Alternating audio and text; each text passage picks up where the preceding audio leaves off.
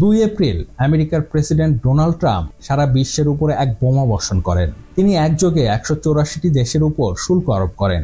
Donald ট্রাম্পের এমন ঘোষণায় সারা বিশ্বে তোলপাড় শুরু হয়ে যায়। আমেরিকা সহ অনেক দেশের শেয়ার বাজার ধসে পড়ে। Trade war could push the economy into some sort of recession. A recession in the next 12 months is becoming more likely. I wouldn't be surprised if we have an even greater crash. বাদ পড়ে না বাংলাদেশও, কারণ Trump বাংলাদেশে পণ্যের উপর 37% শুল্ক আরোপ করে। প্রথম দিকে তো বাংলাদেশের ব্যবসায়ীরা বুঝতেই পারে না এই শুল্ক আসলে কিসের শুল্ক, এটি কি অতিরিক্ত শুল্ক নাকি মোট শুল্ক। কিন্তু সময়ের সাথে সাথে সেই ধোঁয়াশা কেটে যায়, পরিষ্কার হয়ে যায়। ট্রাম্প প্লাকার্ড রূপে যে বোমা নিয়ে সাংবাদিকদের সামনে হাজির হয় তা ছিল অতিরিক্ত শুল্কের পরিমাণ। অর্থাৎ বাংলাদেশে পণ্যের উপরে আগে যুক্তরাষ্ট্রের গড় শুল্ক ছিল 15%, এখন তার সাথে যোগ হবে আরো 37%। মানে এখন থেকে যুক্তরাষ্ট্রে বাংলাদেশে পণ্য প্রবেশ করলে তাকে শুল্ক দিতে হবে মোট 15 যোগ 37 অর্থাৎ 52%। এই 9 এপ্রিল থেকে কার্যকর হবার কথা ডোনাল্ড ট্রাম্পের এই নতুন আদেশ। এতে বিপাকে পড়ে বাংলাদেশের ব্যবসায়ীরা। বাংলাদেশের এই সংকট অনুধাবন করে 5 এপ্রিল শনিবার সন্ধ্যা 7:30টায় প্রধান উপদেষ্টার বাসভবন যমুনায় জরুরি বৈঠক অনুষ্ঠিত হয়। বাংলাদেশের রপ্তানিকারকদের আশ্বস্ত করে সরকার বলে, যুক্তরাষ্ট্র আমাদের ভালো বন্ধু, তাই পণ্য রপ্তানিতে কোনো সমস্যা হবে না। এখানে ভয় পাবার, আতঙ্কিত হওয়ার কিছু নেই, আমরা এই বিষয়ে সম্পূর্ণ প্রস্তুত। কেউ কেউ সরকারের এমন বক্তব্য সমর্থন করে বলে, বাংলাদেশের সমস্যা তো হবেই না, উল্টো উপকারও হতে পারে। কিন্তু নিরপেক্ষ রিপোর্ট বলে ভিন্ন কথা। তাদের মতে বাংলাদেশের উপরে নতুন শুল্ক আরোপ বাংলাদেশের রপ্তানিতে ব্যাপক নেতিবাচক প্রভাব ফেলতে যাচ্ছে, আর হচ্ছেও তাই। ইতিমধ্যে বাংলাদেশের অনেক অর্ডার ক্যান্সেল হয়ে গেছে, আর কিছু হবার পথে। এমন অবস্থায় বাংলাদেশ সরকার নিজেদের গুছিয়ে নিতে 3 মাস সময় চায়। এখন প্রশ্ন হচ্ছে, ডোনাল্ড ট্রাম্প কি ইউনুসের এই আর্জি মানবে? ট্রাম্প তো আগে থেকে ঘোষণা দিয়ে আসছে সে শুল্ক আরোপ করবে, তাহলে সরকার এতদিন কি করলো? আর সবচেয়ে বড় প্রশ্ন, ট্রাম্পের এই নীতিতে কিভাবে ক্ষতিগ্রস্ত হতে যাচ্ছে বাংলাদেশ? তাই আর জানার চেষ্টা করব এই ভিডিওটিতে।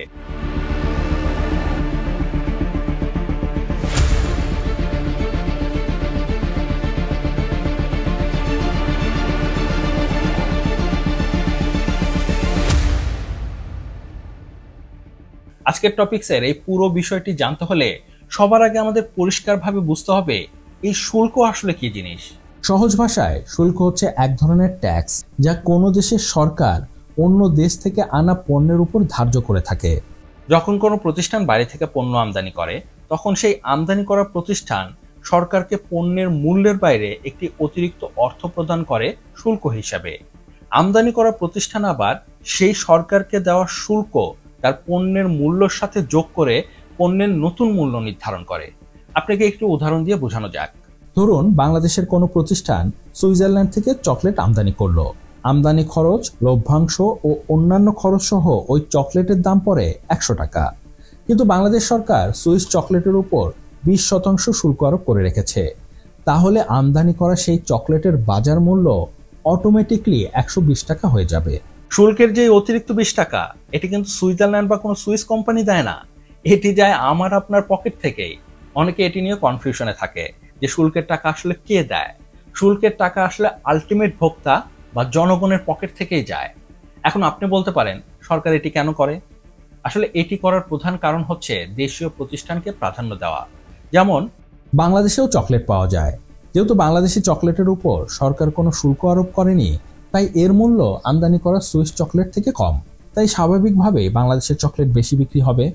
দেশি প্রতিষ্ঠানের চকলেট বেশি বিক্রি হলে মুনাফাও বাড়বে, মুনাফা বাড়লে ব্যবসাও বাড়বে, ব্যবসা বাড়লে কর্মসংস্থান বাড়বে, কর্মসংস্থান বাড়লে মানুষ বেশি ট্যাক্স দেবে, বেশি ট্যাক্স দিলে দেশের অর্থনীতিও বাড়বে বা ভালো হবে। তাই প্রায় সব দেশের সরকারই আমদানি করা পণ্যের উপর অতিরিক্ত শুল্ক আরোপ করে থাকে। ট্রাম্প যে এই নতুন শুল্ক যুদ্ধ শুরু করেছে, তার পেছনেও এই একই টেক্সটবুক ধারণা কাজ করছে।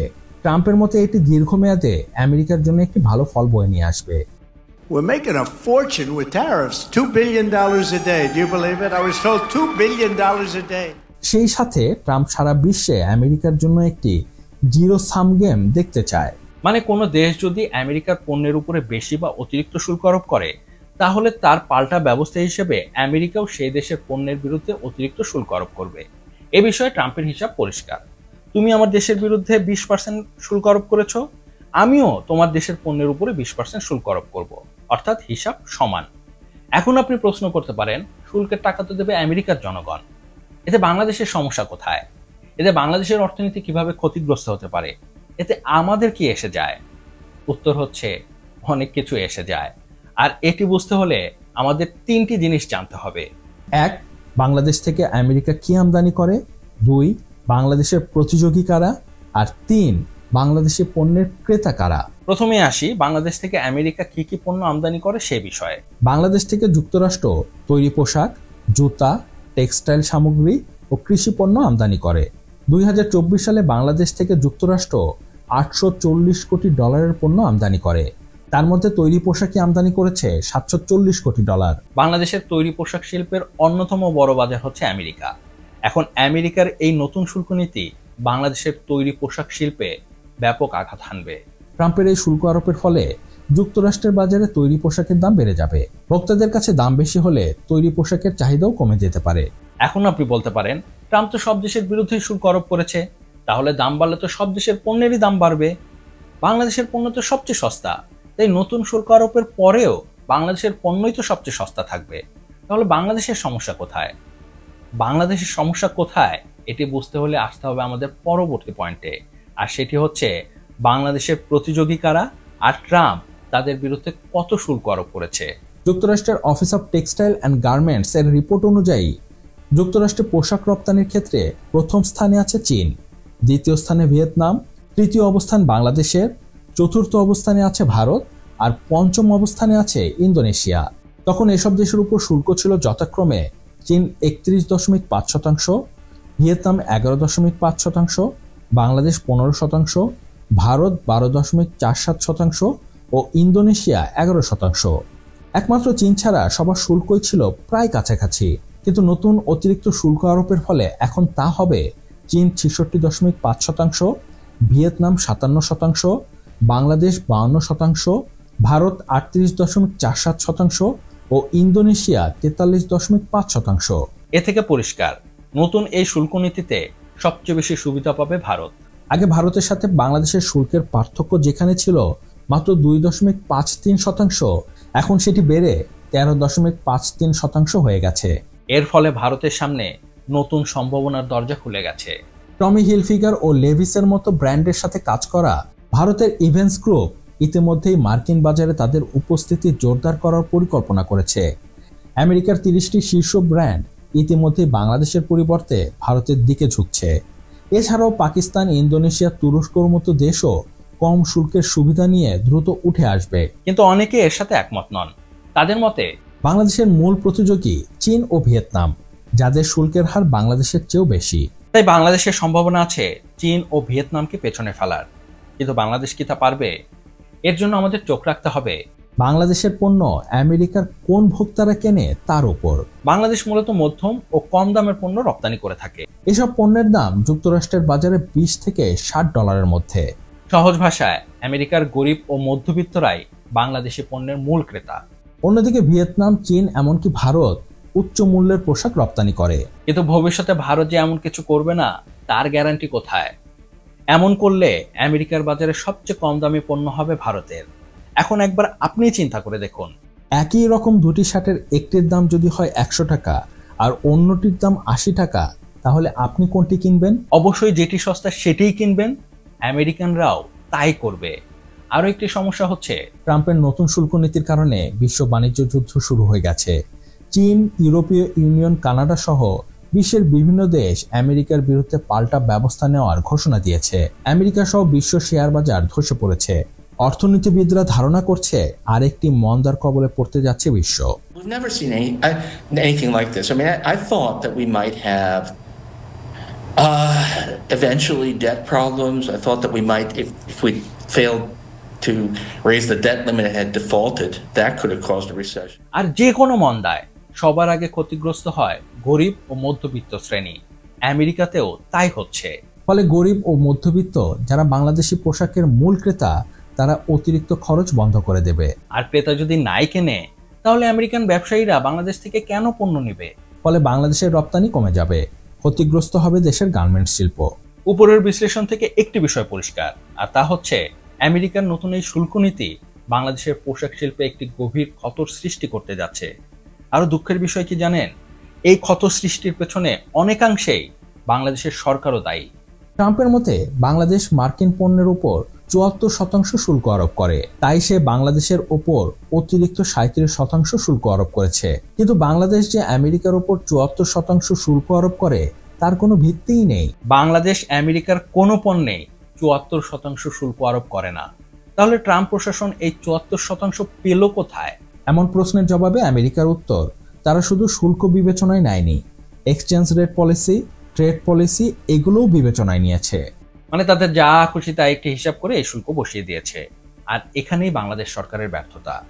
দেখুন, ট্রাম্প যে নতুন শুল্ক নীতি নিয়ে আসবে তার ঘোষণা সে অনেক আগেই দিয়ে রেখেছে, কারণ এটি ছিল তার নির্বাচনী অঙ্গীকার।